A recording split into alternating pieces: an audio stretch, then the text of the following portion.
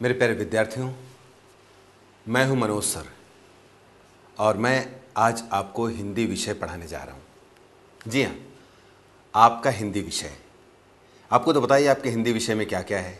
जी हाँ, आपके हिंदी विषय में कविताएं हैं, आपके हिंदी विषय में पाठ हैं, आपके हिंदी विषय में कहानियाँ हैं जिसे आप रैपिड रीडिंग कहते हो।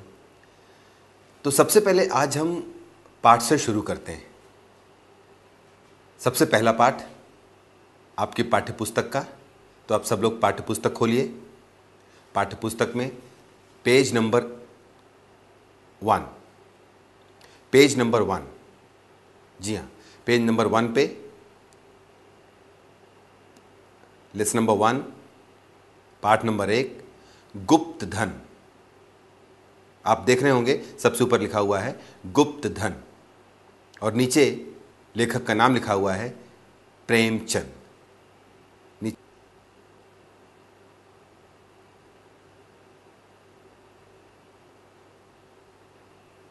तो हमने पाठ का नाम क्या सुना? पाठ का नाम गुप्त धन। मैं बोलूंगा, मेरे बाद आप सब बोलेंगे। पाठ का नाम गुप्त धन। पाठ का नाम गुप्त धन। लेखक कौन है? लेखक प्रेमचंद। मेरे बाद आप बोलिए, लेखक प्रेमचंद। लेखक प्रेमचंद।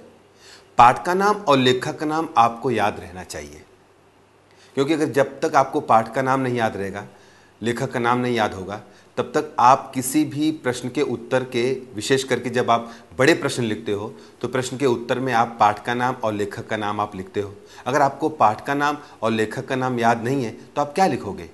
इसलिए आपको सबसे पहले पाठ का नाम याद रहना चाहिए, उसके बाद उस पाठ के लेखक कौन है, या अगर लेखक हैं तो लेखक का नाम, और अगर लेखिका है तो लेखिका का नाम आपको बाय हार्ट रहना चाहिए, याद रहना चाहिए। तो सबसे पहले गुप्तधन, लेखक प्रेमचंद। तो गुप्तधन का मतलब क्या होता है ये समझना बहुत जरूरी है।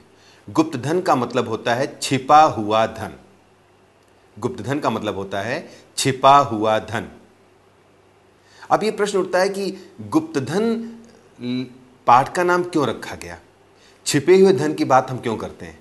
तो एक छोटी सी बात मैं आपको बताना चाहता हूं कि आज से कई सौ साल पहले जब हमारे देश के अंदर या इस पूरे विश्व में बैंक की व्यवस्था नहीं थी, पैसे को, अपने धन को, अपनी संपत्ति को कहीं सुरक्षित रखने की व्यवस्था नहीं थी, तो इंसान अपने धन को, अपने पैसे को सुरक्षित रखने के लिए उसको